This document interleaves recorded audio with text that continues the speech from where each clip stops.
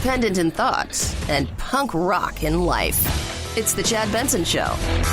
I can't guarantee anything, but I can tell you that the president addressed this question directly. I can tell you that I've never heard it. The N-word. Yes, that word. Did he or didn't he? That is the question that is on the media's mind. I don't know if it's really on the public's mind. Oddly enough, I was golfing today and talked to a few people, and they were golfing, and I went out and hit some balls at lunch. They could care less about any of this stuff at this point in time. Said they're frustrated, and they've been over politics for a long time because they're sick of the way it's going. But the reality is this is something right here. She, Omarosa, first of all, let's break it down into two things. We're going to talk about the craziness surrounding the White House. But before we do that, she has some issues, some serious issues. First of all, the NDA, the disclosure, right, non-disclosure agreement. Secondly, taping people in the White House, that is a serious issue. Left or right, Republican or Democrat, that is a serious issue that she is going to have to face maybe some serious charges. But before any of that happens, think about this. We get the leaders that we deserve. It's a reality show. That's it. That is what our politics has become. A reality show of just, it's sensationalism. It is salacious. The coverage is just, and somebody's going to have their 15 minutes of fame outside of the White House, right? Who's it going to be? Is it going to be Steele? Is it going to be the Mooch? Is it going to be the Spice? Who's it going to be? A Stormy Daniels, her attorney? Who's it going to be? This time it's Omarosa. I've said over and over again, this is the stuff that drives me crazy about the president. You surround yourself with a reality show, you get reality show. You surround yourself with reality show, you get it. And that's what we have. Should we be talking about this? No. We got a midterm coming up. We should be talking about things like, I'm going to throw it out there. What happened to repeal and replace? Oh, that's right. Why are we spending all of this money? Oh, that's right. We're still in wars, right? Oh, yeah, that's right. What about immigration? Oh, yeah, that's right. No, let's talk about Russia and a dossier. And did he or didn't he on a room, in a room, on what was Obama's bed for one night? Did he or did? Oh, my God. But when you surround yourself with reality show people, you get a reality show world. The Mooch, disaster. Omarosa, what? Just to name a few, spicy. The media's grabbing the low-hanging fruit and you're handing it to them. They're looking out there saying, oh, this is easy. I want to talk about wins. I want to talk about things that are good for America. I want to talk about how you're supposed to be able to be the great uniter, at least when it, maybe not with the people, but when it should be when it comes to negotiations of bringing together the people in Washington to get some stuff done. And instead, somebody who had 15 minutes of fame now gets an extra 5 minutes of fame, and we should be talking about other things. But we're not. No. Frankly, I think most of America would be happy to ignore it. Unfortunately, the individuals in this room continue to create a large platform for somebody they know not to have a lot of credibility. Now, look, and this is there a tape out there? Isn't there a tape? Is it going to be some sort of October surprise? We'll touch on that in a second. But the reality is, no, this is not their fault. This is Trump's fault for bringing along with him people that should never have been in those positions.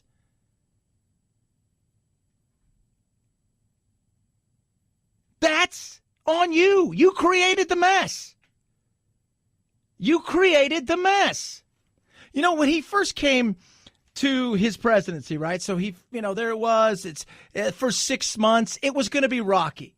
He's trying to do some things that are different. He's bringing things in. I was the first one to say, hey, look, let him get his sea legs. It's going to take a while. He's trying to do things different. He's trying to run a streamlined ship. But he put people in positions they should never have been in. And he brought some people with him that shouldn't be there. She was one of them. Paid her the highest you could pay her. Knowing full well that a lot of these people around Trump, and I think we're going to find this out more and more, whether it's through the Mueller investigation or just in time, they're there for one particular reason. What can you do for my bottom line? She doesn't have any credibility. She doesn't. But the fact that our president has brought some of this mess with him. Can any one of you who support the president say the mooch was a good idea? Anybody? Anybody? Could any one of you say Sean Spicer? Yeah, that was the one. Omarosa. Oh, yeah. Come on now. But we should be talking about real things, and we're not. I think it would be great if every single person in this room and every single person in the administration never had to talk about this again, and we actually got to focus on the real policies.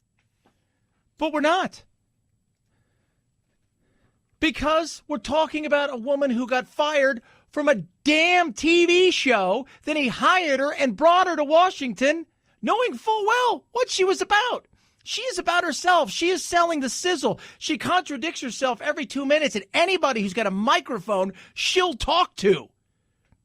If she was at a golf course, she'd walk by one of those machines that you put your golf ball in and you clean it. She'd probably talk that thing as a microphone. She doesn't care. Is there 15 minutes of fame? Can she extend it? You created it, though, because you brought her with you. Sarah Huckabee Sanders, hell of a hire. John Kelly, hell of a hire. Some of these other people, I sit back and say to myself, this is an issue. Why? Why? The positions you've... Like, Sean Spicer might be a great dude. Wasn't right for that.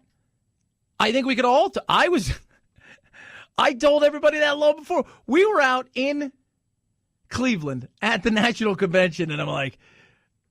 They're like, yeah, they're talking about taking him with him. I'm like, whoa, well, maybe he's going to have some sort of, like assistant to the assistant. No. Press secretary, really? These are the things. Self-inflicted. How many times have we talked about the self-inflicted issues that Trump has had? There's nobody to look at in certain situations but himself. And then when you go out and you decide, hey, this right here should have been just done and dusted. You had a chance to even stand on some higher ground saying she shouldn't have been recording anything in here.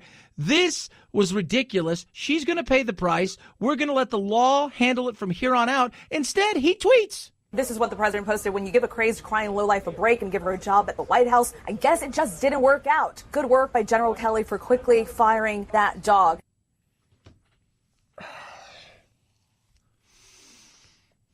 Doesn't help. You make a situation that is stupid, is ridiculous, worse. And then you've got Sarah Huckabee Sanders asking stories saying, I can't guarantee that he didn't use the N-word.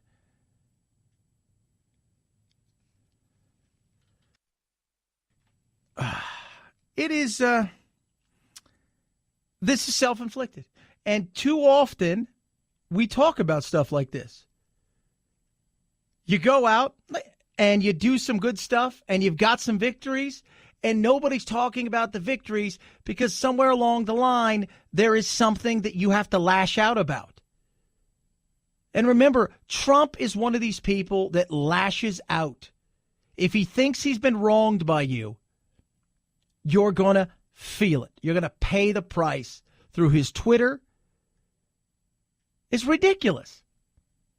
It absolutely is. And that's been my frustration. Even yesterday, perfect example of yesterday, right? Trump goes and signs a big National Defense Authorization Act. The John S. McCain National Defense Authorization Act. Doesn't mention his name. And when he does somewhat talk about John McCain, kind of says, yeah, he's the reason we still haven't gotten rid of Obamacare. Little things like that where you think to yourself, let it go. But he's not the guy to let it go. The NFL had nothing to do with people standing or kneeling or doing cartwheels, taking their hat on or off or paying any attention. Has all to do with the fact that he's still pissed at the NFL. We did that story with Richard Branson. Says he met the guy. Never met Trump before. Thought they were going to sit down and talk about lunch. What did he do? He talked about how he was going to get revenge on people that wronged him when he struggled and needed some money. And the people turned their backs on him. It's frustrating.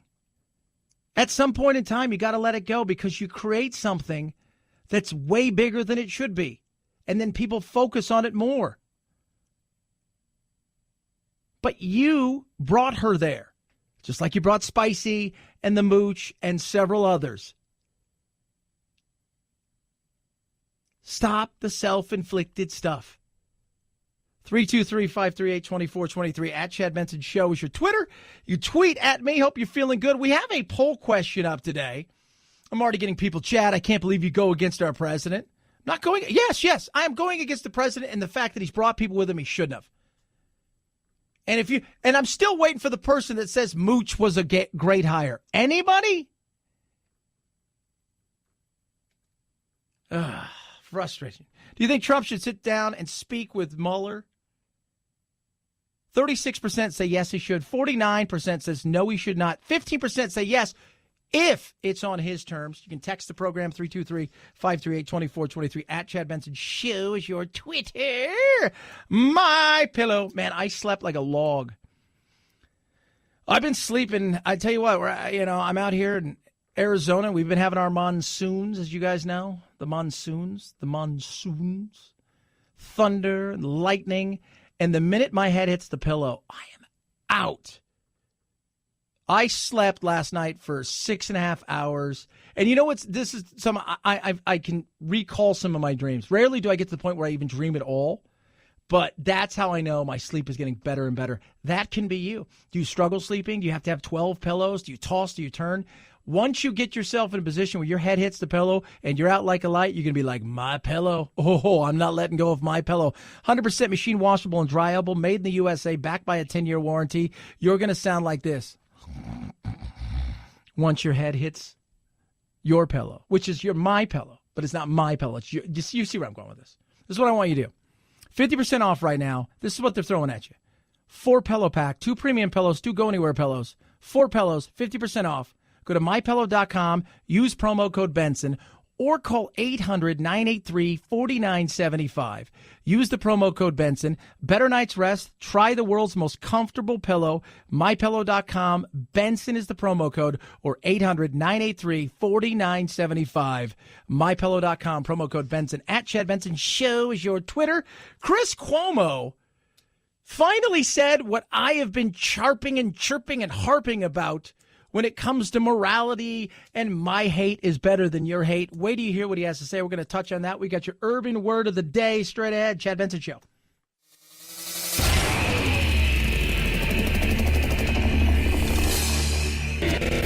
Are you PC and groupthink brainwashed?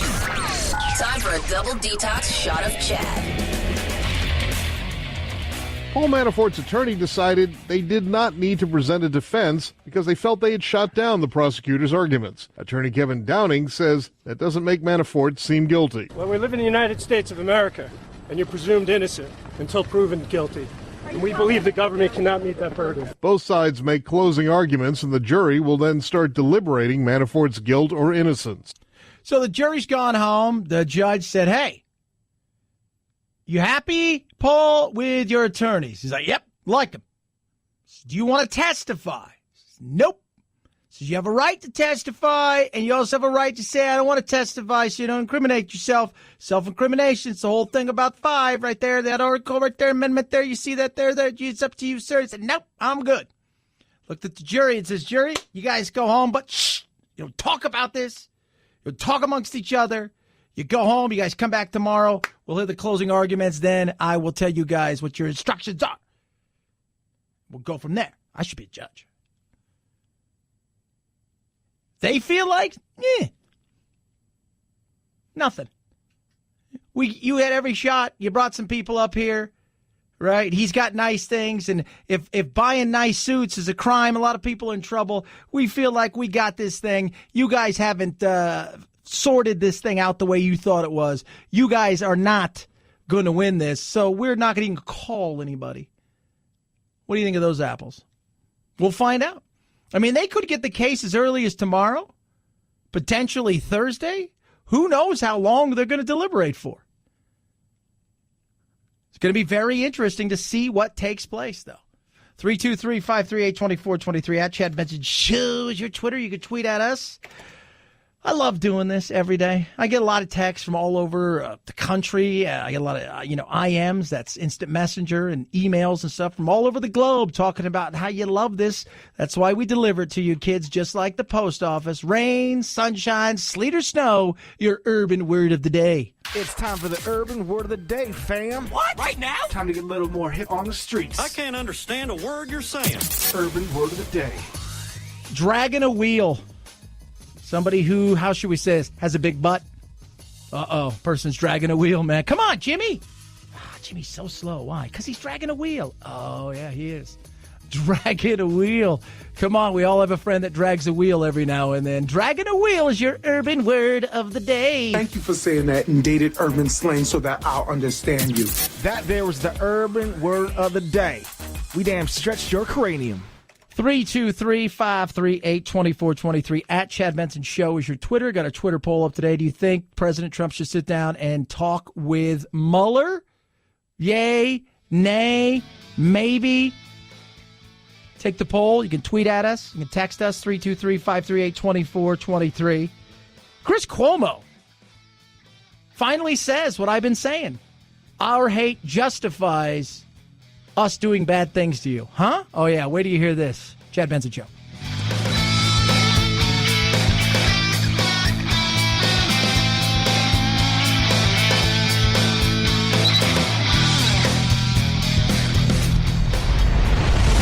The Chad Benson Show.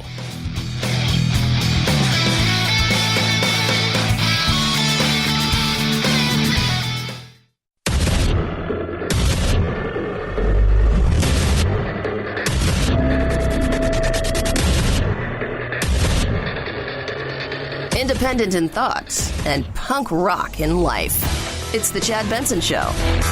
I have been saying it for a long time. The left loves to stand on their soapbox and talk about how much they hate the right and how evil the right is and say, look, we're going to fight you face to face. We're going to come at you. We're going to destroy your lives because morally, our hatred of you has superiority and is better. And it's what the world needs. And it makes me scratch my head saying, wait a minute, your hatred of something is somehow morally superior to these people's hatred or what you call hatred. I don't get that. People say, Chad, that's baloney. Listen to Chris Cuomo and this very interesting little rant he goes on about racism and fighting racism, and they're not the same. These fights are not the same. A protester uses their voice. Song, slang, slurs. There's a huge range, but it is talk. When you use your hands in a violent way, you are a rioter. And unless you're justified in defending yourself and you hit someone, you're a thug, you're a criminal. You attack cops, you slap the media, you're in the wrong, period. Okay, so protester uses his voice. Like, that's how it starts out. Use my voice. I don't like what you're doing. There's a sign. Look at it. Whoa. Does its thing, right? That's a protester. If I come over and punch you and I spit on the cops and do all those kind of things, then I'm just a thug, right? I'm just a thug. But wait. Period. But I argue to you tonight, all punches are not equal morally. In the eyes of the law, yes. There's a but. And we're talking a big old booty, a big old butt. Morally, we're not the same. Oh, in the eyes of the law, we both fought each other. And I may have thrown the first punch, but morally, my disdain for you is superior. Morally. My hatred is better. I have a high ground to stand on morally. See that big old butt right there? Those lovely lady humps? That's right. Morally, it's better. I told you, and I've been telling you, there are people out there who have this justification that they have some sort of moral duty to hate you in a way that will make you what? Like them? And remember, this isn't just, I voted for Trump, wasn't a fan of Hillary, but this is like, if you voted for Trump, it's a lot of things. They paint with a wide brush, and this gives them a pass because morally, they're allowed to do this because their morals are somehow superior to your morals.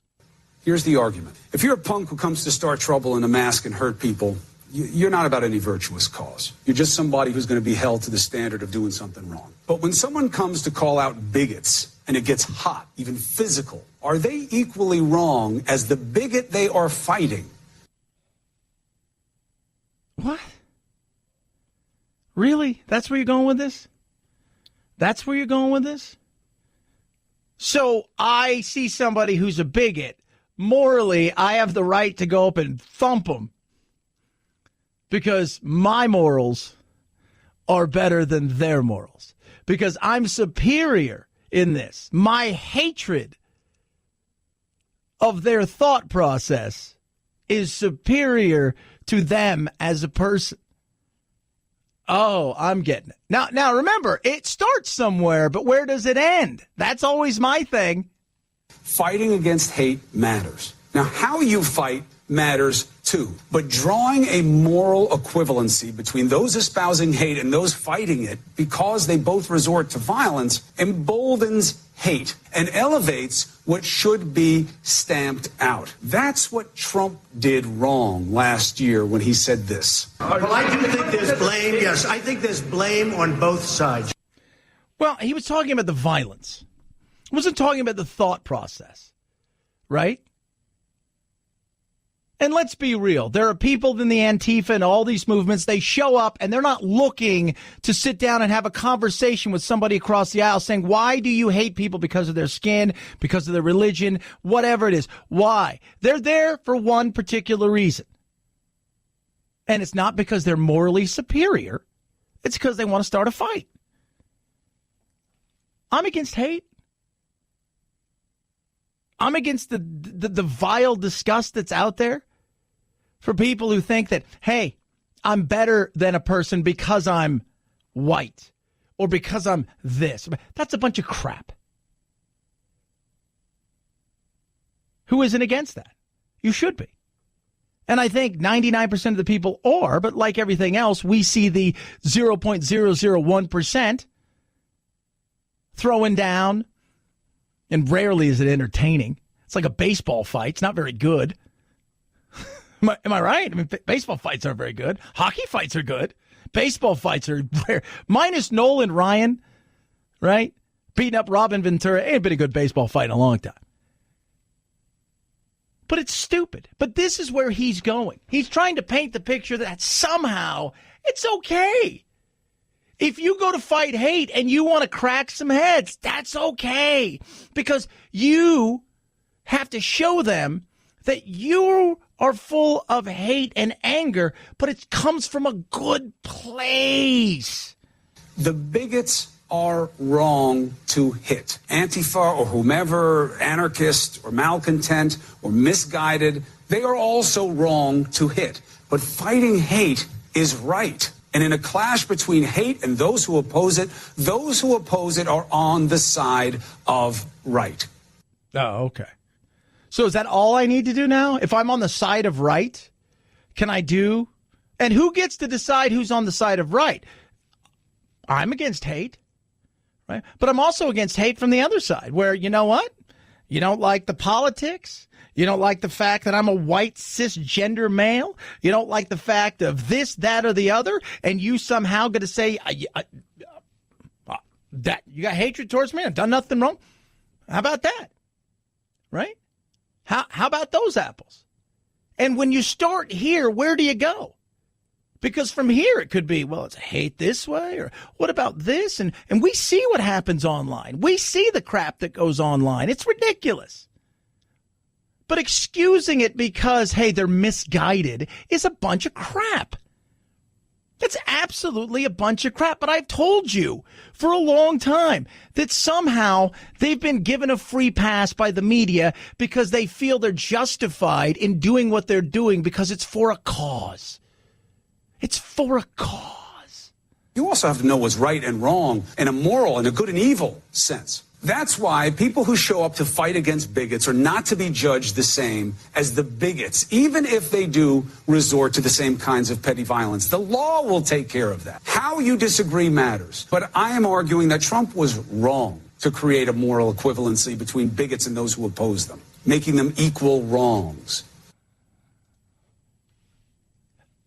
You were looking for a reason to slam Trump there.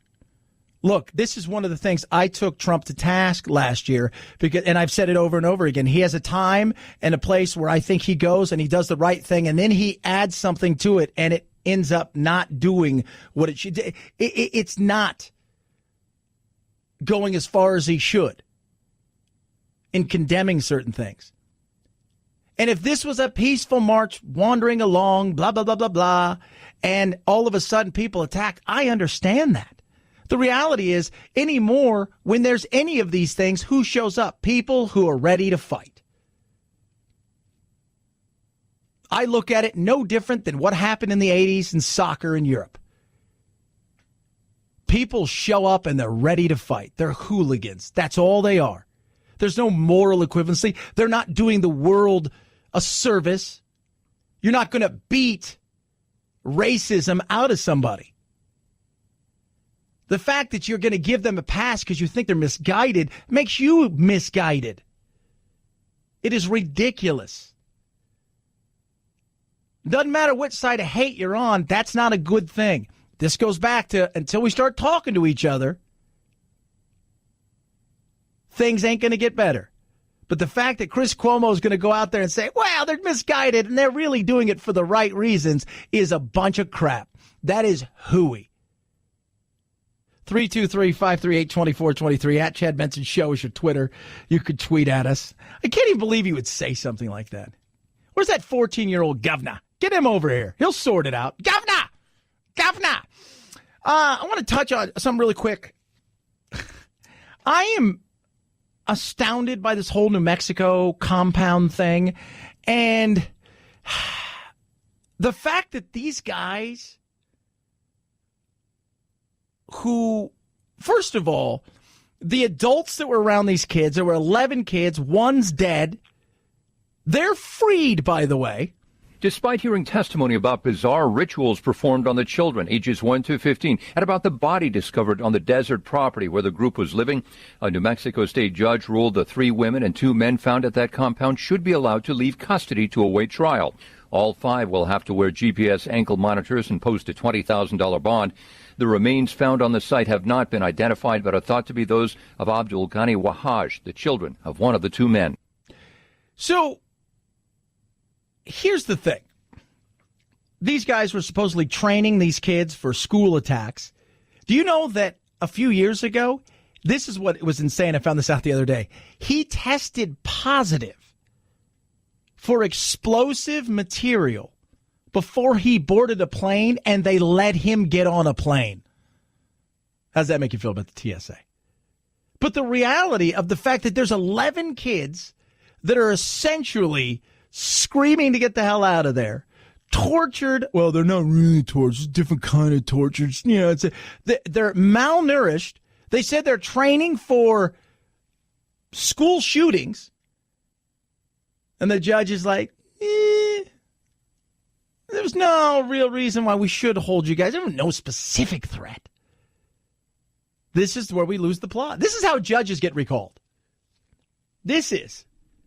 But this entire thing is bizarre. And very few people remember the 9 whatever kids out there in Riverside, all that craziness. Right? You remember that? Like, that was on news nonstop. This has been quiet. These guys were training, supposedly, to go and kill at schools. They're living in a compound that looked like a third world country right here in the middle of our country. And they're like, yeah, you can kind of go free. We'll see what happens. And you think they're going to stick around? You think that GPS tracker is going to really track them? Just curious. 323-538-2423 at Chad Benson Show is your Twitter. You can tweet at us. Kids. Chad Benson Show.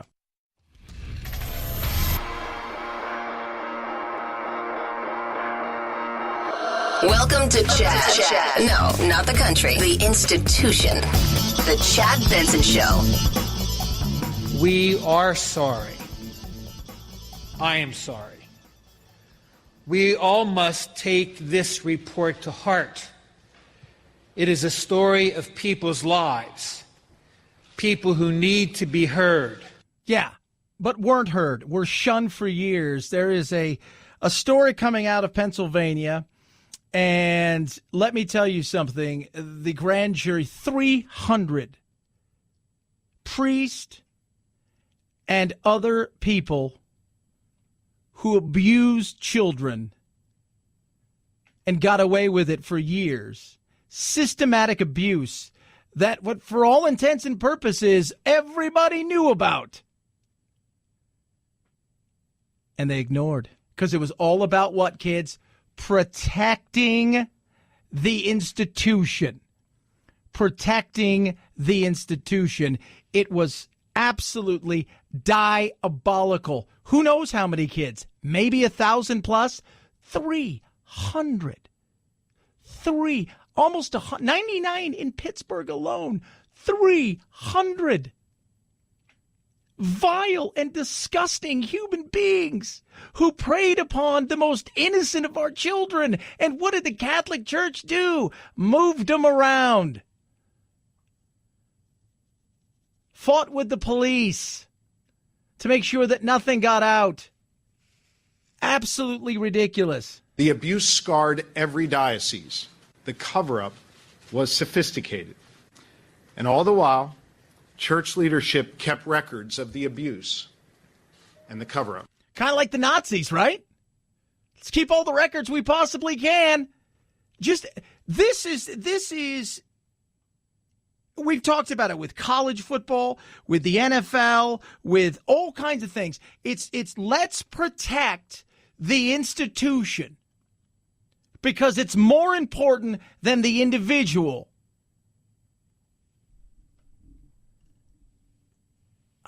It is. They were ignoring kids. They at one time, the prosecutor, the person that was the attorney general, said essentially they were raping little boys and little girls, and they weren't having a voice whatsoever. They were banging on, hey, we got stuff going on over here, and they were like, sorry. Dozens of witnesses testified before the grand jury, detailing acts of sexual abuse by priests and how senior church officials covered up their criminal conduct, prioritizing their institution over the safety and welfare of these young boys and girls. That's Attorney General Josh Shapiro right there. It is, and this is, I mean, the indictment, when you look at the grand jury report, 99 in Pittsburgh, 41 in Erie, 59 in Scranton, 45 in Harrisburg, 37 in Allentown. And what they would do is they would find out about this and they would just move them around. If I'm the Catholic Church, you're not going to have a church. You're going to have to sell every piece of property you have. This was vile and disgusting. And they knew it was happening. Cardinal Wuerl, I think I said his name right. He was the one at the time who really he went against the Vatican and everybody in 1993 to said, sorry, can't do this. People keep reassigning these pedophiles. Not going to happen on my watch. But even now, this is what's so insane. Some people dispute, some people in the archdiocese dispute some of this. It's all about protecting the badge. Ridiculous. 323-538-2423 at Chad Benson Show is your Twitter. You can tweet at us. Got a poll question up today. It is about Trump. A lot of people want to see Trump sit down and talk with Mueller. And a lot of those people are people who want Trump to get caught. They don't really care about what it is he gets caught for. But how do you feel? Do you think he should sit down and talk to Mueller? 36% say yes, he should. 49% says no, he should not. 15% say only if it's on his terms, meaning they set parameters for him to sit down and talk with Mueller, and they've got to stay within those parameters. Even at that point in time, I think Trump will still continue to talk over outside of the lanes that's set. 323-538-2423 at Chad Benson Show is your Twitter. 'Tis the Chad Benson Show.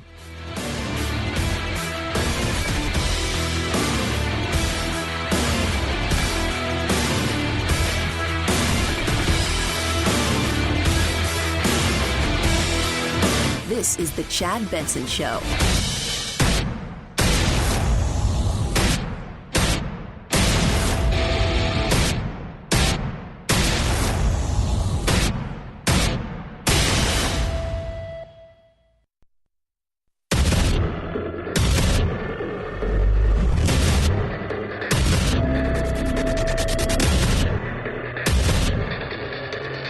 Independent in thoughts and punk rock in life. It's the Chad Benson Show. I can't guarantee anything, but I can tell you that the president addressed this question directly. I can tell you that I've never heard it. The N-word. Omarosa said, your NDAs are going to stop me. I'm out here. She is soaking up. That 15 minutes is ticked over. Tick, tick, tick. She's selling a book. She's taking on the White House. I see she's becoming the darling of the left, by the way. The darling of the left. And they're going to give her all the runway she needs to take flight in her fight against the president. Somebody said, who do you blame for this? I said, honestly, Trump. You brought her. You did. You did. Spicy. The mooch. Omarosa. You. A good majority of the craziness surrounding the White House and what seems to be at times this absolute insanity is self-inflicted. Now we're talking about you maybe using the N-word. And I will say this. I have heard that there's supposed to be a few tapes out there, and it's not from any private conversation between these two. It is a conversation and some stuff that happened like 3 or 4 or 5 years ago on The Apprentice. Penn Jillette, who I like Penn Jillette. He's kind of said, he used the word, who am I? Right? Kind of thing. Tom Arnold's like all over it, and he's insane. But would it surprise me if something comes out? No. Not anymore. But the fact that we're talking about it, the fact that this is happening, what does it do for his presidency? Let's just say, for the sake of argument, let's play devil's advocate here. How do you feel? Think about that. Think about that. And I've had friends on the right who love Trump, and they've said, well, depends on the context and situation. I'm like, okay, that's where we're going with this. It's interesting. But when people say, the media, when people say, you know what? The media is all over, and the Russia stuff, all that stuff gets overblown, and it's salacious and all that stuff. I get that. But when it's the mooch, and when it's Omarosa, and when it's spicy, and when it's all of these people, you know what? That I lay at the feet of the president. It's not a reality show. You're the president of the United States. You are the most powerful man in the world. The most powerful being on this planet is you. And you brought a reality TV show star with you. One that you fired. Didn't even win the damn thing. Right? You brought that with you. Her. Somebody who you could watch that damn show once ago. Man, she's all about herself, right? Absolutely. 100%. 100%. So rather than say, you know what, you tape people in the White House, you've got an NDA, you've done all of these things that you shouldn't have done, regardless of our personal situation, she's selling a book. And what did I say? Everybody's got a book to sell right now. Everybody. People are sitting there going, please fire me, and then tweet something horrible so I can get a 6-figure advance, please. And that's just the guy that's working the security guard at the front damn gate. Everybody's got dollar signs in their eyes and 15 minutes of fame. So what do you do today? You go out and tweet. This is what the president posted. When you give a crazed, crying lowlife a break and give her a job at the White House, I guess it just didn't work out. Good work by General Kelly for quickly firing that dog. Lowlife, dog. At some point in time, you step back and you say, but he can't. He can't. He can't. It's like a cartoon character at times. He's just sitting there, just ready to explode. His face is turning red. Why? Because anybody he feels has wronged him. Any organization he feels has wronged him. Anybody he feels has wronged him. Whether it be former business associates or friends who wouldn't loan him money. Whether it be the National Football League that destroyed his USFL and embarrassed him in federal court. Or whether it be Omarosa. What happens? He lashes out. He lashes out. It's ridiculous. It is. We're not talking about the things that we absolutely should be talking about. I think it would be great if every single person in this room and every single person in the administration never had to talk about this again, and we actually got to focus on the real policies. But this was his doing. You paid her the most you could pay her, you brought her along, and this is what happens. She's only in it for herself. And now the fight is on. And things that we should be talking about. We have a midterm coming up.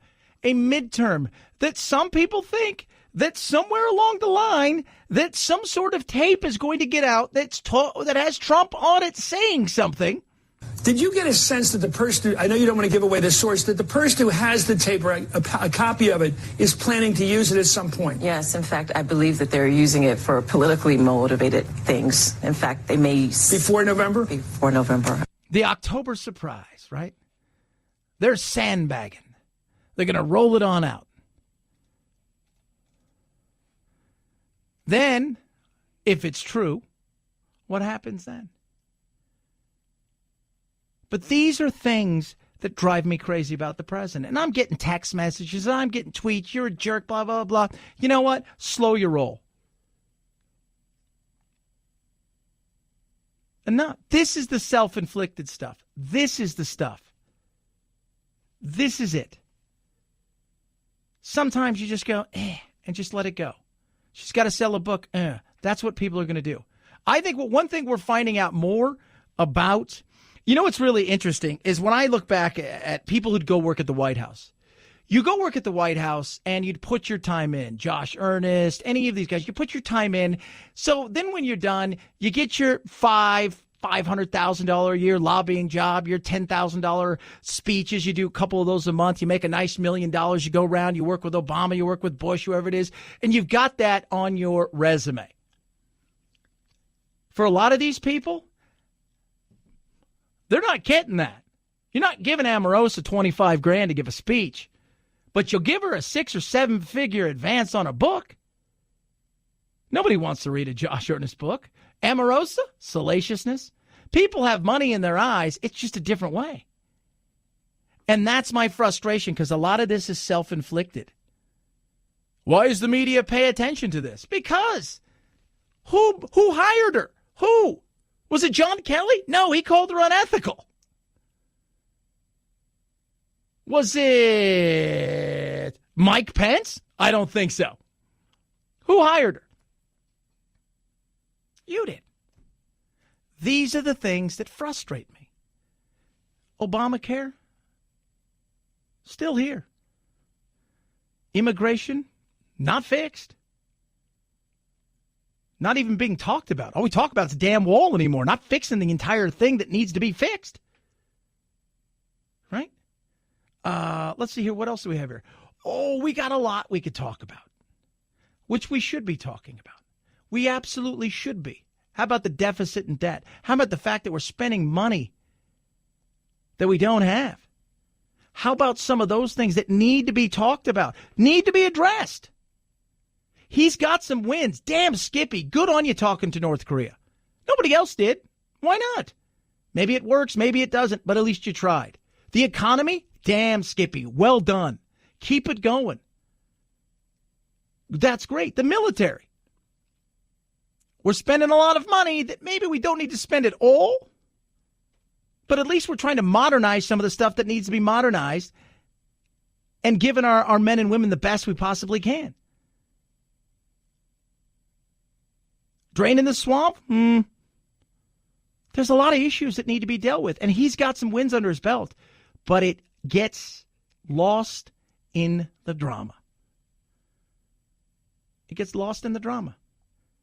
And a lot of the drama, while some of it is the media and Russia and dossier and golden showers and this and that, and some of it is. Some of it is self-inflicted. Spicy, the mooch, Omarosa. You get where I'm going. It's frustrating as hell. It is. The 15 minutes of fame is now 16 minutes of fame. Everybody on the left is going to give her a microphone because the opportunity to be a thorn in his side is there. And the potential of something maybe coming out, maybe not coming out, we don't know. I would have thought it would have come out by now. But hey, in this day and age, I don't know anymore. Not many people do. But we shall see what happens. We shall see. But these are the things that you've got to stop doing. Sometimes I sit there and it's like he lays a landmine and then he steps on it. You're the only one who's supposed to know where it's at. 323-538-2423 at Chad Benson Show is your Twitter. You could tweet at us. Love hearing from you. Got a poll question today. It is about Trump and Mueller. A lot of people want him to sit down and have a chat with Mueller. What do you think? Should he sit down and have a chat with Mueller? Yes, no, maybe. To me, if I'm his, and this is another one of those things where if I'm his counsel, I'm like, you're not getting anywhere near a conversation with Mueller. I mean, Manafort today, they said, we're not even calling anybody. We're done. You guys didn't do enough to prove anything. We're out. We're done. They're not even calling anyone. Manafort's not testifying at all. Nobody is on the defense side. With Trump, that's what I'm doing. You're not getting anywhere near it. So far, 34% say, yeah, he should sit down. 49% says, no, he should not. 17% say only if it's on his terms, meaning they narrow down what Mueller can ask him. The problem is it's the answering that I worry more about with Trump, because Trump loves to talk. And that would be my fear. 323-538-2423 at Chad Benson Show is your Twitter. You can tweet at me. Oh, man. Car Shield. Let's talk about it. I got a lot of driving this weekend all over the place. Jack and I got plans. We got things we're doing, right? We got Aztec days on Saturday. We're going to be swimming, hanging out. We're playing football. We got a movie to see. Man, we got a lot of stuff. He wants to go clothes shopping. I'll be driving probably 1,000 miles. I don't worry about my car because I have Car Shield. With Car Shield, the entire process of the what if. So something happens to your car, your engine dies. Oh, you have Car Shield. That whole process of covered repairs, how does it get fixed? Car Shield makes everything easy.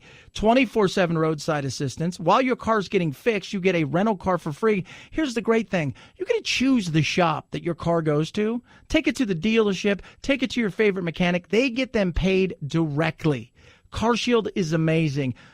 11 plus years. That's what they say cars last now. So think about it for a second. Your warranty's probably expired. So what do you do now? That's what you do. You do Car Shield. That's right, Car Shield. Save yourself 1,000 future car repairs. Get covered by the ultimate in extended vehicle protection. Do this. Call 800-CAR-6100. That's 800-CAR-6100. Mention code Benson or go to carshield.com, carshield.com. Use code Benson. When you do, you save yourself 10%. Carshield.com, code Benson. A deductible may apply. It's the Chad Benson Show.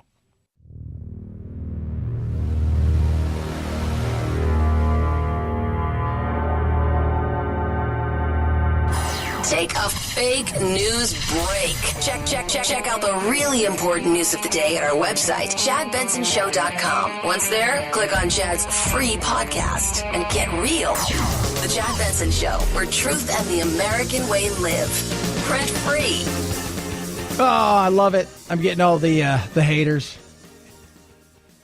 You better stop saying that. This guy's like, get your head out of your ass. Calm down with the Trump trash talking. I don't listen to conservative radio to listen to this crap. Then go somewhere else. I'm not conservative, independent. If Trump does something good, I'm going to say he's done something good. If you want affirmation on everything, there are several radio shows that will give you exactly that. Their heads are so far up his ass, you can't tell where they began and Trump ends. It's like Human Centipede. That ain't me. If he does something good, damn Skippy. If he does something that shoots himself in the foot, and you think this is what goes on and should go on, we hired him because he was different. Yeah, I get that. But do you love the chaos? Do you? Do you love the chaos surrounding him? Is that what you were hoping for? That it would be reality TV more than real life? As far as what the president should be doing? I'm just curious. It's crazy. Instead of hiring Elisa Welch, he hired Omarosa. Oh, okay. Instead of hiring Nathan Beige guy that doesn't do anything and is boring but does his job, shows up, other people. No, he hires the mooch. That's the frustrating part. If you want affirmation, there's plenty of shows that are going to give you that. They're going to be like, he's the best, he's all this, he's all that. And no matter what he does, right or wrong, they're going to spin it as it's everybody else's fault and he's always right. That's not true. Sometimes he will make mistakes. Sometimes his plan won't go the way he thought. But if we can't be honest with ourselves, my God, that's where we've gotten. That's the tribalism in this country. That is the tribalism in this country. Is if you dare say something, saying, you know what? I don't know if I agree with that. Boom, you're a horrible person and you're kicked out of the club. Okay. That's frustrating. It really is. Very frustrating. But affirmation is what so many people want anymore. They don't want honest opinion. They want only their thought. It's funny because everybody hammers the left for being groupthink, but there's a lot of people out there on the right, too, that's groupthink. Trust me. I've had several friends who are hosts across this country who have gone against Trump at some point in time, and some of them to the point where they had to have protection for them and their families because of people who were sycophants of Trump. That's ridiculous. Enough of this. You should want honesty and opinion. We can share our disagreements, but enough of this crap. 323-538-2423. At Chad Benson Show is your Twitter. Josh TICKELL joins us. Let's talk about millennials. Chad Benson Show.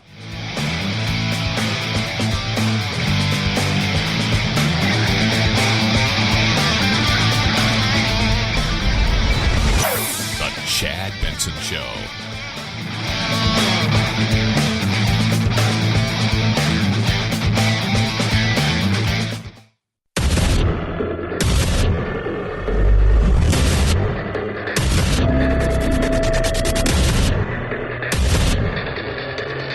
Independent in thoughts and punk rock in life. It's the Chad Benson Show.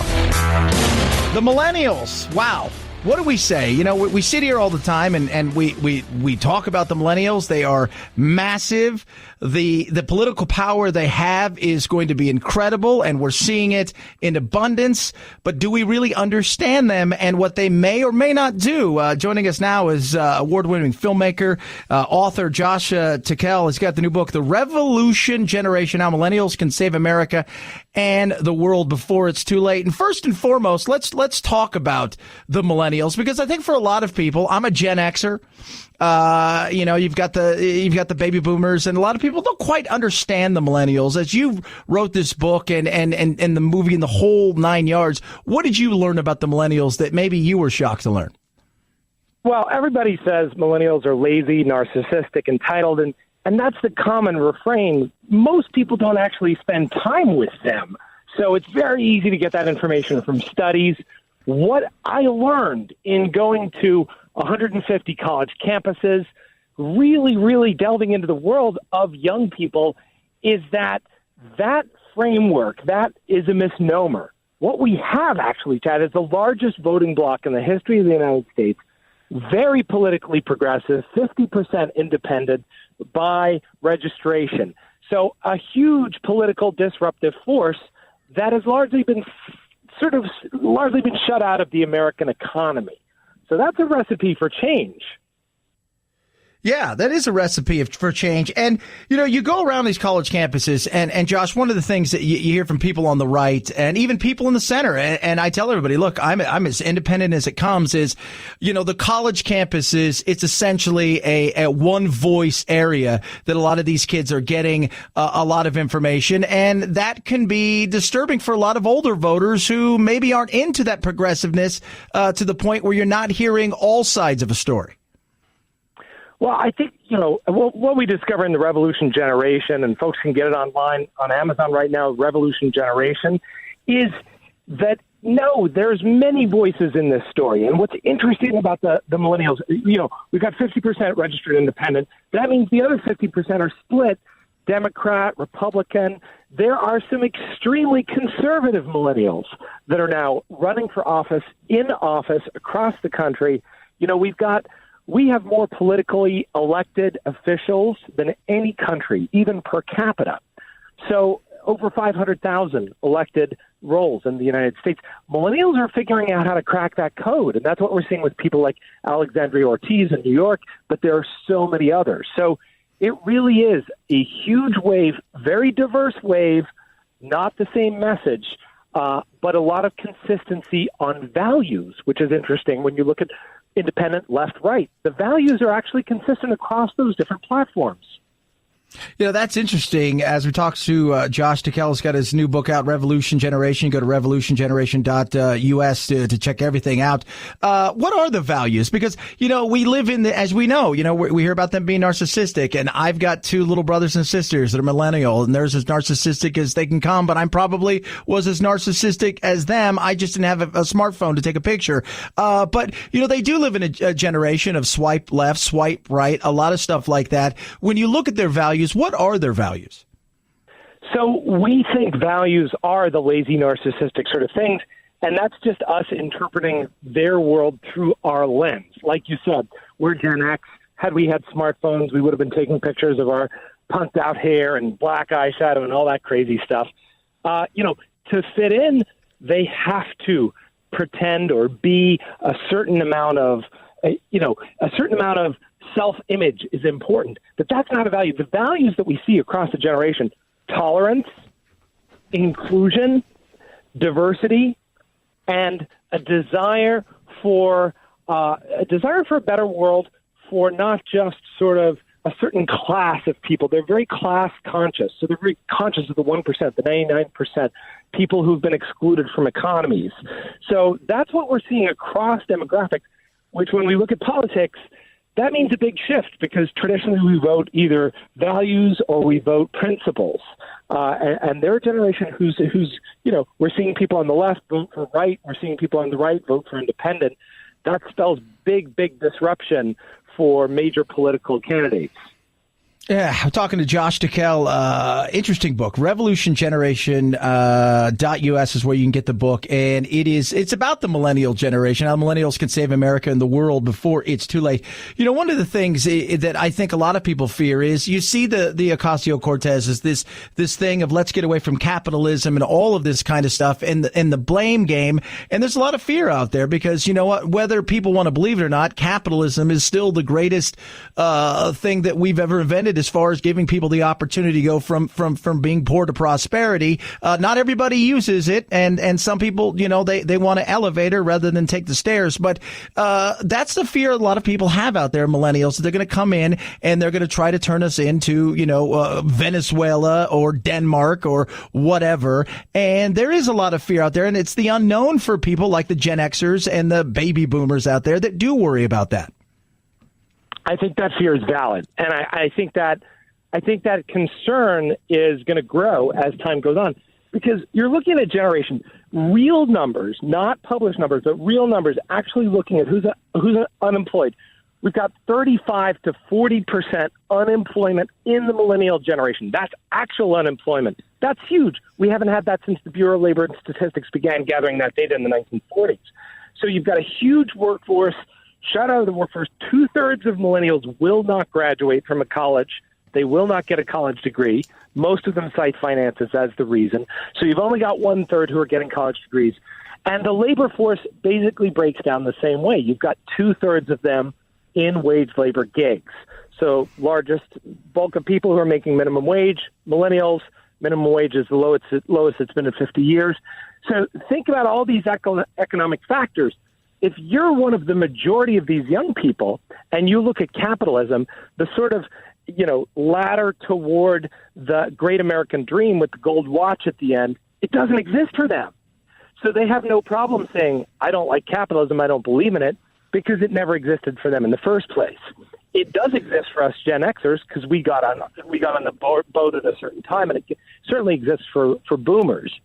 So we are going to see major economic theory coming to clash with this generation. They are going to want more socialized type of economies like Norway, like Denmark, you mentioned. I don't think like Venezuela. I think more like the Nordic countries. We're going to see much more push for free college, much more push for free healthcare, much more push for higher minimum wage, $15 minimum. All of those things are coming. And it's going to be hard to dodge it because it's an 80 million person bullet. You know, but the funny thing is, and we're talking to Josh TICKELL about his new book, and you can get it at revolutiongeneration.us, probably a better way for you to understand the millennials. You know, do they understand that stuff's not free? Free college isn't free. Free healthcare isn't free. Everybody wants something free. I think we all know that. But the reality is somebody has to pay for them. And what they don't realize is you can't look at somebody who's a job maker or a 1%er, if you will, tell them they're horrible, and, oh, by the way, give me some money. Exactly. Well, that's the dichotomy is, and I see this generation struggling with that. How do we build from the old what we want for the new? Because I think that they're very aware that there are pieces of the U.S. economy. Look, this is the greatest country in the world. No one can deny that the United States has given more people more opportunity. In spite of the problems we have, it is an amazing country. And that's kind of the perspective we take in the book is look at these young change makers who embrace America, but they're breaking apart some of the old molds. And one of the stats that a lot of young people say is, look, we spend $1 trillion a year on military and war. Do we need to do that? Could we use, let's say, 10% of that and pay for free college for everybody? Because that's what it would take. So, I think it's rethinking the model, not necessarily throwing it out. Look, they're going to want radical change, but they're also, one of the things we see about millennials, very interestingly, they are compromisers. So there are the hard outliers that you see kind of pushing for this big change. But overall, the bulk of the young people who are in leadership positions, we're seeing a lot of compromise. That's a good thing. So they may start radical, but they're just looking to pull the system in a direction that helps more people overall. talking to Josh TICKELL's new book, revolutiongeneration.us, where you can find it, and it is very interesting. The Revolution Generation, how millennials can save America and the world. Last couple questions. Appreciate you coming on today to talk about this. The trigger words, the fear, the ridiculousness on college campuses by not letting, Ben Shapiro's on there because of fear factors. I've always said that, 90% of the college campus isn't those people you see. It's people who are going to work, going to school every day, trying to get a job and get the hell out of there. But there is this kind of sense of mom and dad have coddled them their entire lives, and they don't really have the same thick skin that you and I did growing up. And, that's going to be an issue moving forward in this world. Yes, it is. And we sort of look at millennials in two different categories. You've got a huge number that are still in college. Most are not in high school now, but college and college age, right? So, again, 2/3 will not get a college degree. Only 1/3 will get a college degree. So you've got a number of people in that category, but the vast majority of people have already entered the workforce or have attempted to enter the workforce. And what we've seen with this generation is kind of a crash and burn. Because they were so tuned into sort of Barney, everyone is special, the sort of snowflake generation. You hear that a lot. You've seen a huge number of them enter into the workforce with a sense of entitlement, with a sense of, hey, we were going to get the magical jobs because we got the magical loans to go to the magical colleges. Bang. And then they hit the recession. So with the older part of the generation, you're seeing a lot of sobering, sort of a lot of awakening, a lot of going, okay, all right, so time to roll up the sleeves and actually get to work. That doesn't mean they won't job hop. That doesn't mean they won't look for better opportunities. But, again, it's the largest single-parent generation in history. They are looking for stability more and more and more, and they are looking to roll up their sleeves more and more and more. The snowflakes have kind of melted, unfortunately, for them. Well, I think it's good for all of us because every once in a while you need to learn out that, life isn't fair. As we all know, Josh, we've all been there. You're a Gen Xer like me.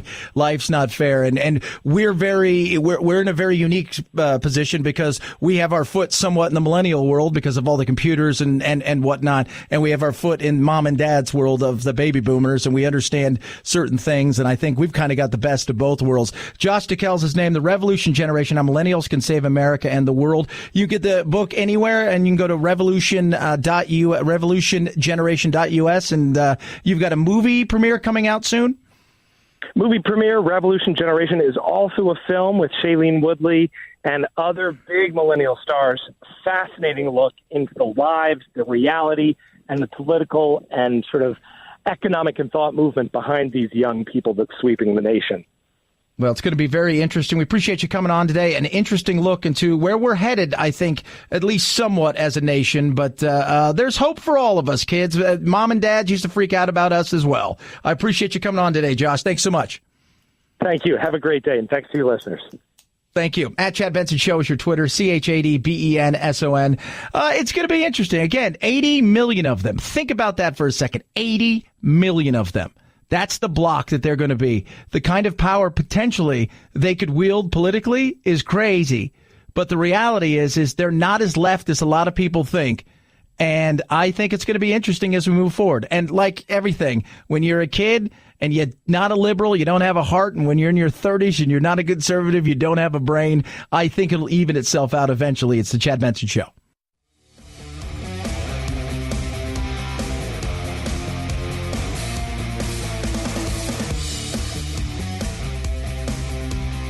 You call it ridiculous. We call it reality. With a twist. Say what? Say what? This is the problem with alien abductees. And that's when you turn around and look and see some blue lights, some hazy blue lights. And that's when, the craft landed behind us. We still wasn't for sure what it was. But it landed, and we turned around, and the front of it opened up. And when it did, it was just like we were paralyzed there he couldn't move and I couldn't move. Man, I'll tell you right now, it was just sitting right there and here it comes and all of a sudden it was just like a big old saucer ship and out come these things and oh man. And then people are like, I can't take that guy serious. You could be the smartest person on earth. But if you talk like this, people are like, I can't take you serious. I'm sorry. I'm sorry. But if you're an alien, people like Calvin Parker here has got a new book out. It's probably a big picture book. Chad, you're so rude to Calvin. Say what? He was abducted, old Calvin was, back in the old 70s.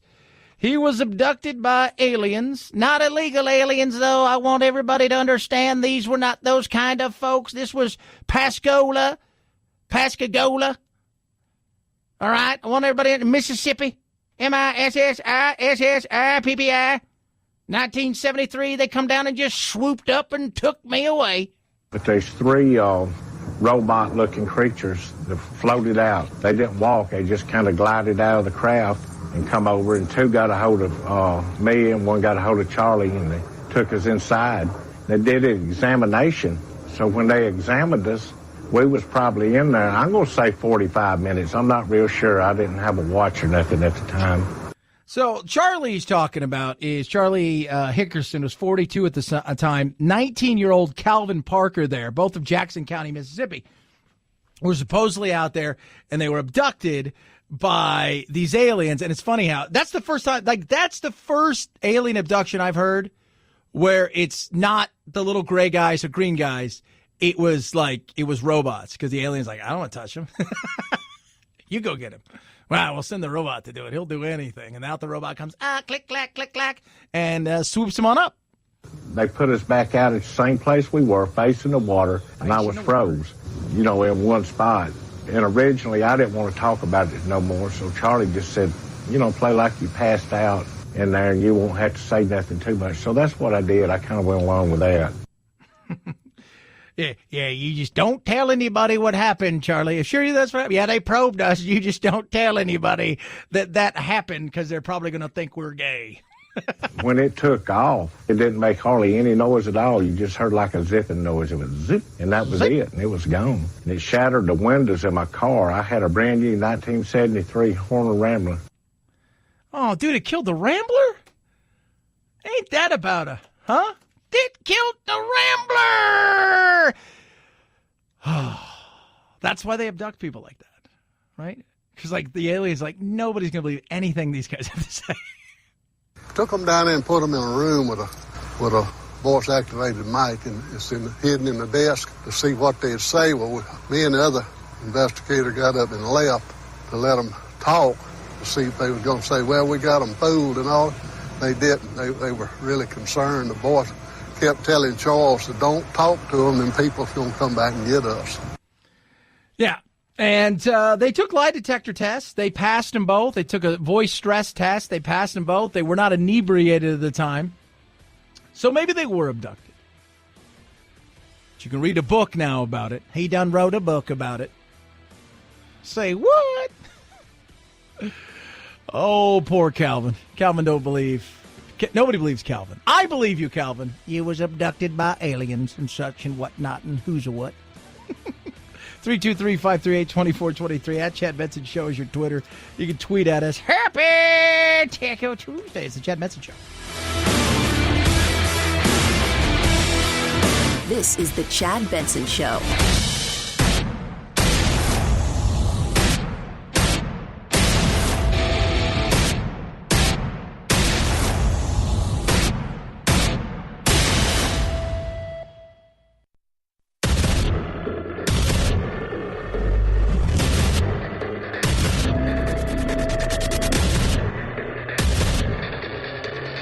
Independent in thoughts and punk rock in life. It's the Chad Benson Show. The fight continues, my friends. The fight continues at the White House and the craziness that is Omarosa now. We get the leaders that we deserve. We get the leaders that we deserve. That's it. We get the leaders that we deserve. Right now, we live in a reality show world, and we have an opportunity to say, you know what, let's see if we can change D.C. up, and I think we have. And there's been times that President Trump has done some stuff that I've been very excited about, and other times, a lot of it having to do with very little to do with politics and all to do with drama. All to do with drama. And I think he loves drama. I think he revels in drama. I think he just sits there and he loves some of this stuff. But now you have, is there tape out there? You've got people who worked inside the White House saying Omarosa is full of crap. You got people who worked inside the White House saying, hey, you know what? She's in a lot of trouble. She's got some serious issues. First, she signed an NDA. Secondly, she taped people inside of the White House. She is going to be in some trouble no matter if there is or isn't a tape. It's ridiculous. How did we get here? And I've already heard from the Trump supporters out there. You're just a jerk, Chad. It's like, slow your roll. It's frustrating. It is. It is very frustrating. Absolutely. Right? Because you've got this stuff already swirling around, and this is where you stand back and say, you know what? I'm going to let the powers that be handle this thing the way it should be. But instead, you come on out and you say this. This is what the president posted. When you give a crazed, crying lowlife a break and give her a job at the White House, I guess it just didn't work out. Good work by General Kelly for quickly firing that dog.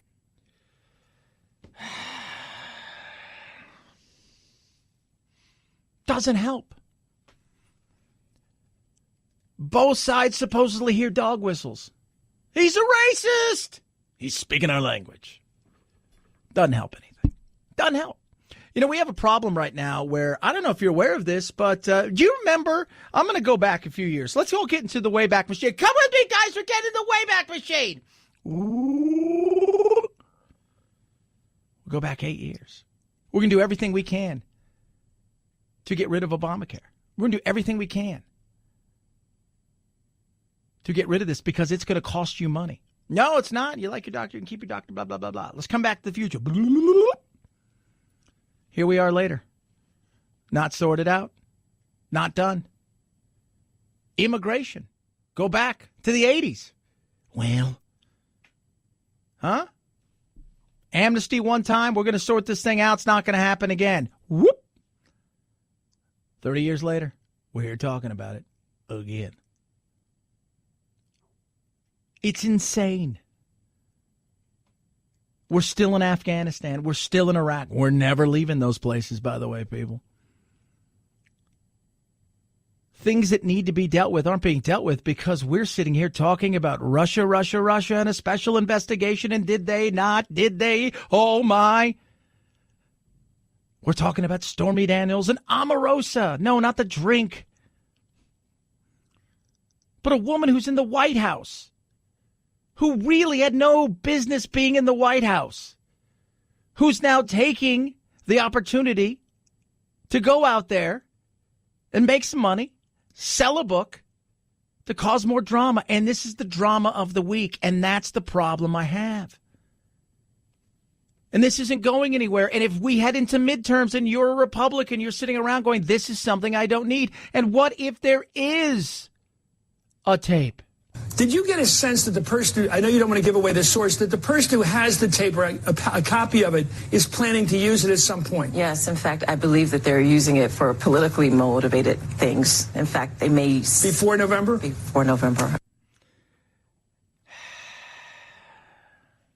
Politically motivated. What if you're a Republican and you're running? See, this may not hurt Trump, but it may hurt others. Saw a great article talking about Kasich, who in many ways is working, as a lot of people think, against his own best interest because he doesn't like Trump. He's not a fan of Trump. He's pushing back on a lot of things, and he's given Trump prop where there's places to give him props, but he's also fought back in some of the attitudes he's had towards Trump as the way that he's conducted himself. But he's working to get Republicans over the line in November. And if you're a Republican and you're running and this comes out and you've stood next to the president, now what do? It may not affect Trump, although I don't even know anymore. The way that people are anymore, I don't even know. But if you are a Republican and there is a tape, oh, what then? The drama is ridiculous. It is. Now, I have heard for a couple years there was supposed to be something like this. Tom Arnold's been screaming about. Penn Jillette apparently came out and said, yeah, he heard it, but it wasn't his place to bring anything up. So, other people are saying, well, there may be something out there. How did he use the word? That's what people are going to say. Well, he used it in passing conversation. He didn't call somebody. People are already lining up as a just in case. But if you're a Republican running, you're sitting there going, sweet mama jamma. And then to come out and call her a dog, yet again, something that you didn't need to do.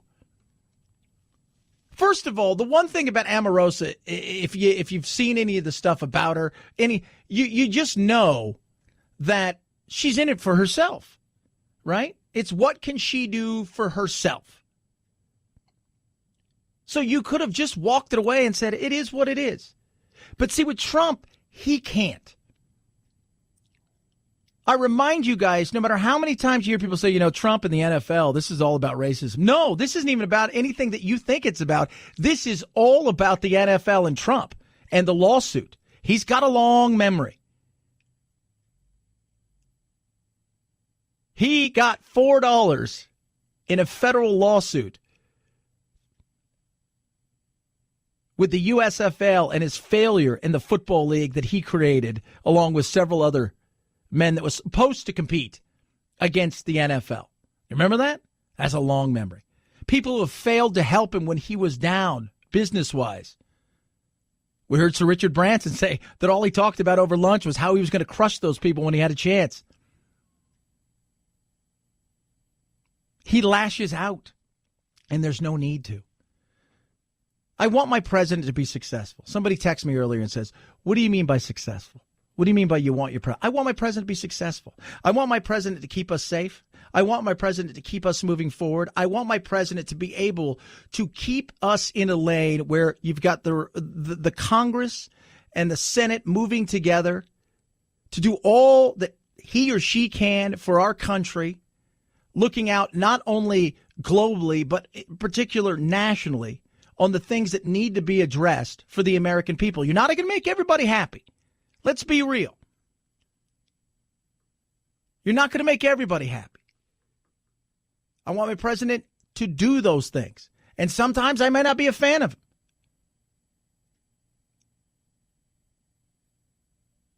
But it's frustrating when it's just drama. It's just 24/7 drama. And I feel so bad. Right, you got Sarah Huckabee Sanders having to roll out here every other day going, all right, here we go, ratchet it up, and out comes the hatchets and everybody. And what are they not talking about? They're not talking about this massive bill yesterday that they touched on a little bit that came for the spending for our defense. They're not talking about immigration and DACA and trying to sort this thing out in a real way. They're not talking about Obamacare. Remember, that was the first thing he was going to sign. And Republicans are like, yeah, I know he can't do everything on his own. But when we spend all of this time focusing on this crap, it is frustrating. But you remember, we get the government we deserve. That includes not only Trump, but the others that are out there. And that is frustrating. 323-538-2423 at Chad Benson Show is your Twitter. You can tweet at us. Hope you're doing well on this beautiful day. Speaking of government, got a fun story about a kid who's going to run for governor of Vermont. We're going to talk about him and how he got around the age, if you will, range, so he could run for governor of Vermont. 323-538-2423 at Chad Benson Show is your Twitter. Poll question up. Should Trump sit down with Mueller and have a chat? Should they have a discussion? What do you think? Most of you say nope, nope. Some of you say yes, with the caveat of on his terms. So we'll see. Take the poll at Chad Benson Show. You can tweet at us. You can text us as well. 323-538-2423. 40% off movie tickets. 40% off SeaWorld, Legoland, Six Flags, Disneyland, Disney World. Discounts for hotel bookings, rental cars, restaurants, retail, plenty of discounts there. Supplemental dental plans saving up to 60% off, just to name a few of the benefits that AMAC has for you. Plus, they advocate on your behalf for things like common sense immigration reform, revamping Social Security and reforming it, overturning Obamacare, things like that. AMAC is amazing. When we started talking and we said, hey, let's partner up together with the show, they said, sounds great. They said, what can we do for your listeners? I said, besides all the benefits that are great and what you guys are doing as far as advocacy, I think it's great. And they said, what else? I said, how about you give it to them for a year for free? They said, okay, deal. So you can join. If you're over the age of 50 right now, join AMAC. It doesn't cost you a penny. The benefits alone are worth that and then some. Go to amac.us/Chad for your free membership. Boom, you're going to love it. No cost, no tricks, no credit card required. A free 1-year membership. Go to amac.us/Chad or call 888-355-1668. That's 888-355-1668 or online at amac.us/Chad. It's the Chad Benson Show.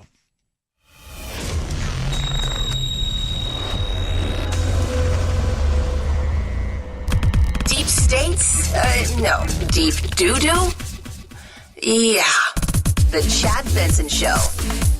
So, again, Chad, what does success mean to you as a president? People keep texting me, look, I want my president to keep us safe, no matter who he or she is, to look out for the better for Americans, all right?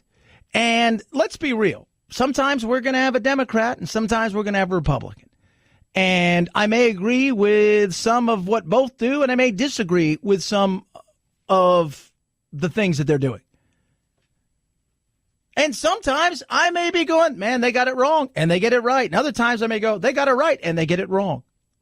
Because I am not a god. I'm going to give you my opinion on stuff. But you know what? I think a president, and the success of the president, should be a situation where the president is able to actually work with the government. The head of the government should work with the government. When you look back at successful times over the last 3 decades, Reagan was able to work with the Democrats. Clinton was able to work with the Republicans. Not that they didn't have their differences. Obama, even at times Bush and the Democrats got somewhat together. There was a lot of fighting there, don't get me wrong, more than the other two, but still, they got some stuff done. Success may look different to different people, but it is frustrating in this day and age that we're in a situation where we have a government that, quite frankly, I think fails us all. That's why when this guy said he was running and he put himself out there, now he's running as a Democrat, but he's 14. His name's Ethan Sonborn. And let me tell you, listen to his message. Kids on top of it. I decided to run for governor after I saw the failure by so many in politics to work for their constituents instead of working for lobbyists and corporations. I felt like there was a new generation of leadership that could be doing a better job in our state. My age hasn't played as large a role in my campaign as one might think. Everywhere I go, my message transcends age. Yeah, he's got a message too, kid, a message. Now, how can he run for governor? Well, in Kansas or Vermont, remember, when they made a lot of these laws, everybody only lived to be 13. Anybody can run. There is no age, right? You can be 100 or you can be 1 and you can run. The way we win this election, and I think the way we govern effectively, is by making sure that people know that government is looking out for them. I can sum up my campaign in a simple phrase. It's the job of government to make people's lives easier. Well, you're wrong there. It's the job of government to get yourself out of our way, and you handle your business and we'll handle ours. Maybe, and then that makes life easier. But it's not your job in government to make my life easier. What I make of my life, no matter how easy or tough it is, that should be on the individual. But still, at 14, very mature, and I think he's got a decent message. 2018 is a year where people from all over the socioeconomic spectrum, people from backgrounds that aren't like that of the typical politician, they're running for office. And I'm a part of that, I think. Yeah. Well, yes, you are, because you're 14. I love it. This is what's funny. He's 14 years old, right? So there's your 14-year-old who's running for governor. And at this time of the year, what's going on? Little League World Series. So you got a 14-year-old there. He's running for governor. He's saying words, constituents. He's going to work for the people, blah, blah, blah, blah, blah. This is Big Al, who's getting more national press. Guess what Big Al does? Hi, my name's Alfred D'Elia. At home, they call me Big Al, and I hit dingers. Hi, my name's Big Al, and I hit dingers. Oh, man. Kids say the damnedest things. I love it. I love it. That is interesting, though. You had a 14-year-old that interested in politics. You shouldn't be that interested in politics. But the fact that you are is good for you. You're running as a Democrat, which means you're a moderate in Vermont because you got the progressives, the Democrats, and then a few Republicans. It would be interesting to see if he won, how that would play out. It's like, I can't come to the meeting today because I have an algebra test and I'm not going to be able to make it, and I don't know who I'm taking to prom. It's freshman prom, like do they have freshman dance or whatever? 323-538-2423 at Chad Benson Show is your Twitter. You could tweet at us. Chris Cuomo said something that I have been saying, and he finally said it, about my hate versus your hate scenario in this world. Where do you hear this? Chad Benson Show.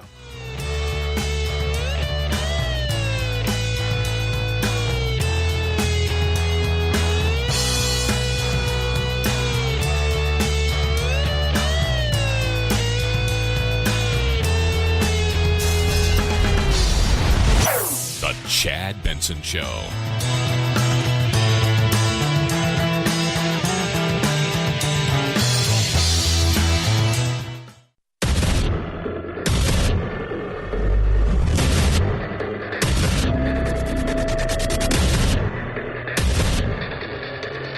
Independent in thoughts and punk rock in life. It's the Chad Benson Show. I have been saying it for a long time. The left loves to stand on their soapbox and talk about how much they hate the right and how evil the right is and say, look, we're going to fight you face to face. We're going to come at you. We're going to destroy your lives because morally, our hatred of you has superiority and is better. And it's what the world needs. And it makes me scratch my head saying, wait a minute, your hatred of something is somehow morally superior to these people's hatred or what you call hatred. I don't get that. People say, Chad, that's baloney. Listen to Chris Cuomo and this very interesting little rant he goes on about racism and fighting racism, and they're not the same. These fights are not the same. A protester uses their voice. Song, slang, slurs. There's a huge range, but it is talk. When you use your hands in a violent way, you are a rioter. And unless you're justified in defending yourself and you hit someone, you're a thug, you're a criminal. You attack cops, you slap the media, you're in the wrong, period. Okay, so protester uses his voice. Like, that's how it starts out. I use my voice. I don't like what you're doing. There's a sign. Look at it. Whoa. Does its thing, right? That's a protester. If I come over and punch you and I spit on the cops and do all these kind of things, then I'm just a thug, right? I'm just a thug. But wait. Period. But I argue to you tonight, all punches are not equal morally. In the eyes of the law, yes. There's a but. And we're talking a big old booty, a big old butt. Morally, we're not the same. Oh, in the eyes of the law, we both fought each other. And I may have thrown the first punch, but morally, my disdain for you is superior. Morally. My hatred is better. I have a high ground to stand on morally. See that big old butt right there? Those lovely lady humps? That's right. Morally, it's better. I told you, and I've been telling you, There are people out there who have this justification that they have some sort of moral duty to hate you in a way that will make you what? Like them? And remember, this isn't just, I voted for Trump, wasn't a fan of Hillary, but this is like, if you voted for Trump, it's a lot of things. They paint with a wide brush, and this gives them a pass because morally, they're allowed to do this because their morals are somehow superior to your morals. Here's the argument. If you're a punk who comes to start trouble in a mask and hurt people, you're not about any virtuous cause. You're just somebody who's going to be held to the standard of doing something wrong. But when someone comes to call out bigots and it gets hot, even physical, are they equally wrong as the bigot they are fighting? What? Really? That's where you're going with this? That's where you're going with this? So I see somebody who's a bigot. Morally, I have the right to go up and thump them because my morals are better than their morals, because I'm superior in this. My hatred of their thought process is superior to them as a person. Oh, I'm getting it. Now remember, it starts somewhere, but where does it end? That's always my thing. Fighting against hate matters. Now, how you fight matters too. But drawing a moral equivalency between those espousing hate and those fighting it, because they both resort to violence, emboldens hate and elevates what should be stamped out. That's what Trump did wrong last year when he said this. Well, I do think there's blame. Yes, I think there's blame on both sides. Well, he was talking about the violence. He wasn't talking about the thought process, right?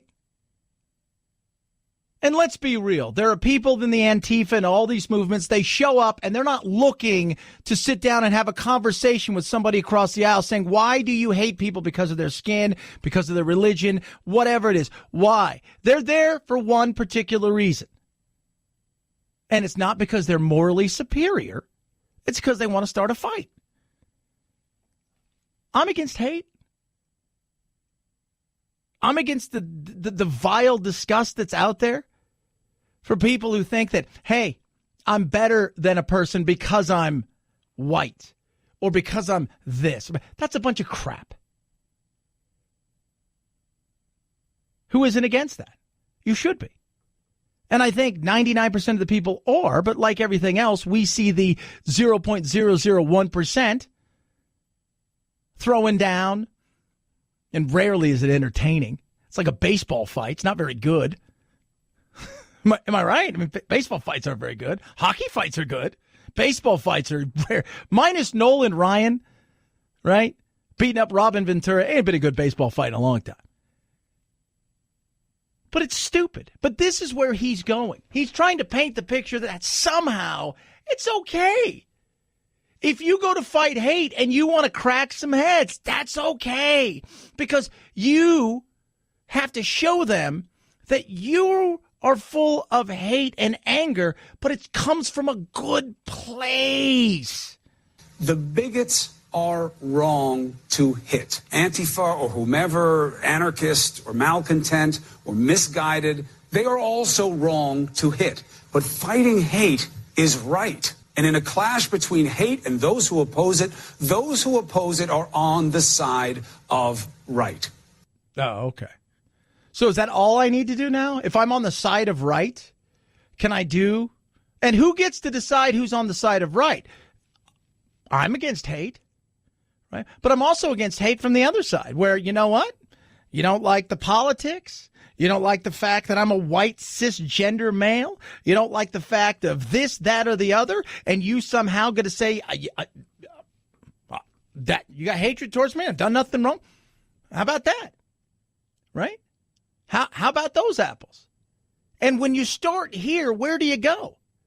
Because from here it could be, well, it's hate this way, or what about this? And we see what happens online. We see the crap that goes online. It's ridiculous. But excusing it because, hey, they're misguided is a bunch of crap. It's absolutely a bunch of crap. But I've told you for a long time that somehow they've been given a free pass by the media because they feel they're justified in doing what they're doing because it's for a cause. It's for a cause. You also have to know what's right and wrong in a moral and a good and evil sense. That's why people who show up to fight against bigots are not to be judged the same as the bigots, even if they do resort to the same kinds of petty violence. The law will take care of that. How you disagree matters. But I am arguing that Trump was wrong to create a moral equivalency between bigots and those who oppose them, making them equal wrongs. You were looking for a reason to slam Trump there. Look, this is one of the things I took Trump to task last year, because, and I've said it over and over again. He has a time and a place where I think he goes and he does the right thing, and then he adds something to it, and it ends up not doing what it should. It's not going as far as he should in condemning certain things. And if this was a peaceful march wandering along, blah, blah, blah, blah, blah, and all of a sudden people attack, I understand that. The reality is, anymore, when there's any of these things, who shows up? People who are ready to fight. I look at it no different than what happened in the 80s in soccer in Europe. People show up and they're ready to fight. They're hooligans. That's all they are. There's no moral equivalency. They're not doing the world a service. You're not going to beat racism out of somebody. The fact that you're going to give them a pass because you think they're misguided makes you misguided. It is ridiculous. Doesn't matter which side of hate you're on, that's not a good thing. This goes back to until we start talking to each other, things ain't going to get better. But the fact that Chris Cuomo is going to go out there and say, well, they're misguided and they're really doing it for the right reasons is a bunch of crap. That is hooey. 323-538-2423 at Chad Benson Show is your Twitter. You could tweet at us. I can't even believe you would say something like that. Where's that 14-year-old governor? Get him over here. He'll sort it out. Governor! I want to touch on something really quick. I am astounded by this whole New Mexico compound thing. And the fact that these guys who, first of all, the adults that were around these kids, there were 11 kids, one's dead. They're freed, by the way. Despite hearing testimony about bizarre rituals performed on the children, ages 1 to 15, and about the body discovered on the desert property where the group was living, a New Mexico state judge ruled the 3 women and 2 men found at that compound should be allowed to leave custody to await trial. All 5 will have to wear GPS ankle monitors and post a $20,000 bond. The remains found on the site have not been identified, but are thought to be those of Abdul Ghani Wahaj, the children of one of the 2 men. So, here's the thing. These guys were supposedly training these kids for school attacks. Do you know that a few years ago, this is what was insane. I found this out the other day. He tested positive for explosive material before he boarded a plane, and they let him get on a plane. How does that make you feel about the TSA? But the reality of the fact that there's 11 kids that are essentially screaming to get the hell out of there, tortured. Well, they're not really tortured. It's a different kind of torture. You know, they're malnourished. They said they're training for school shootings. And the judge is like, there's no real reason why we should hold you guys. There's no specific threat. This is where we lose the plot. This is how judges get recalled. This is. But this entire thing is bizarre. And very few people, remember the 9 whatever kids out there in Riverside? All that craziness, right? You remember that? Like, that was on news nonstop. This has been quiet. These guys were training, supposedly, to go and kill at schools. They're living in a compound that looked like a third world country right here in the middle of our country. And they're like, yeah, you can kind of go free. We'll see what happens. And you think they're going to stick around? You think that GPS tracker is going to really track them? Just curious. 323-538-2423 at Chad Benson Show is your Twitter. You can tweet at us. Kids. I slept so good. My Pillow. I love My Pillow. It is incredible.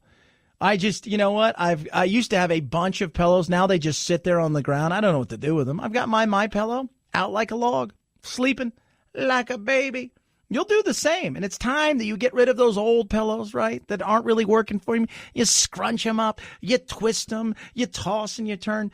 Throw those away and get a My Pillow. First, easy to maintain, right? 100% machine washable and dryable. Made right here in the U.S. of A, backed by a 10-year warranty.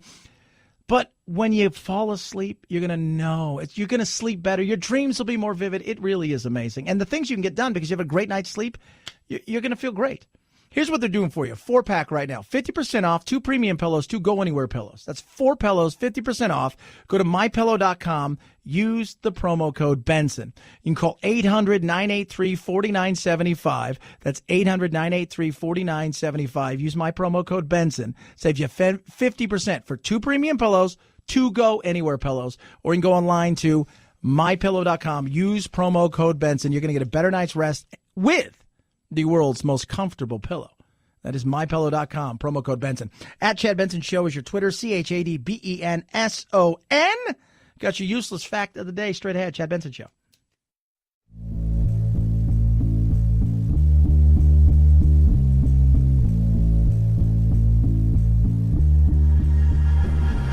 Hashtag me too. Hashtag immigration reforms. Hashtag help. I'm trapped in a hashtag factory and I can't get out.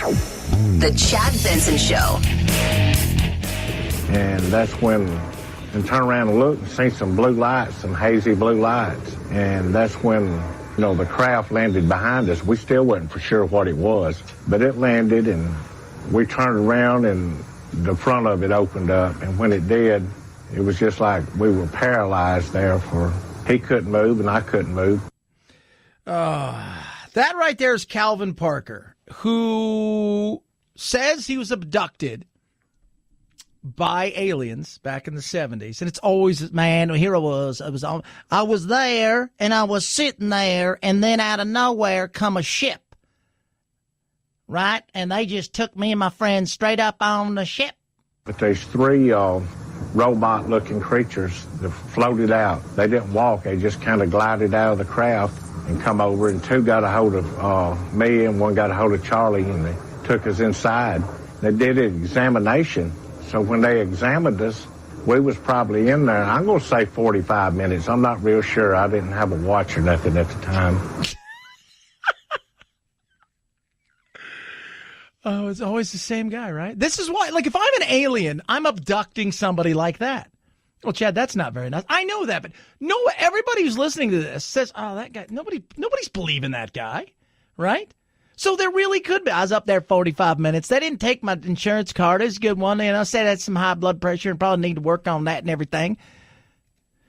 They put us back out at the same place we were, facing the water, and I was froze, in one spot. And originally, I didn't want to talk about it no more, so Charlie just said, play like you passed out in there and you won't have to say nothing too much. So that's what I did. I kind of went along with that. Now, in saying that, these 2 guys that say they were abducted, there's this new book out, and Calvin, I'm sure, had help writing the book. Chad, you're such a jerk. They passed lie detector. They passed sobriety test. They did a voice stress test. They passed everything. Much like in Arizona and Snowflake and the famous abduction there, they passed all of these things. If you're an alien, I guess that's what you do. You focus on that. We're going to grab somebody. And it was interesting because they called the Air Force. And the Air Force said, yeah, call authorities. And authorities brought him in, and they went through all of this stuff. And I said, well, they did.